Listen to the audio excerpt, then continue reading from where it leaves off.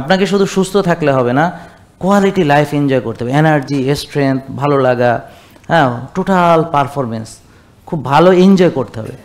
বুঝতে পারছেন? জীবনটাকে এনজয় করতে হবে। আপনি ইবাদতের যোগ্য থাকতে হবে, নামাজ পড়ে মজা পাইতে হবে।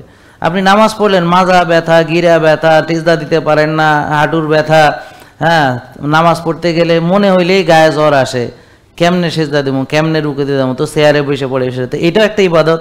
আর একজন খুব সুন্দর করে নামাজ পড়তেছে, কত ভালো লাগে, মজা লাগে, ফ্লেক্সিবিলিটি ভালো, শক্তি ভালো, এনার্জি ভালো, 100 রাকাতও পড়তে কোনো অসুবিধা নেই, তাহলে না মজা ভাই।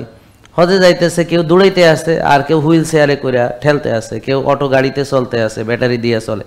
তো এরকম গেলে দেখবেন যে তাহলে যে লোকটা দৌড়ায় দৌড়ায় তাওয়াফ করে তার অনুভূতি, আর যে ওই অটো গাড়িতে চড়ে, হুইল চেয়ারে চড়ে, তার অনুভূতি কি এক?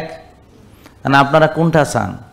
এখন চান তো সবাই ভালোটা, কিন্তু ভালোটার জন্য যেটা স্যাক্রিফাইস করতে হবে, যে জিনিসগুলো মানতে হবে, যে নিয়মতান্ত্রিক জীবনযাপন করতে হবে, যে ডিসিপ্লিনগুলো মানতে হবে, শক্তির চর্চা করতে হবে, সেটা আপনাদের ভিতরে নাই বলেই আজকে আপনাদের এই অবস্থা। আর যাদের আছে তারা তো ভালো আছে।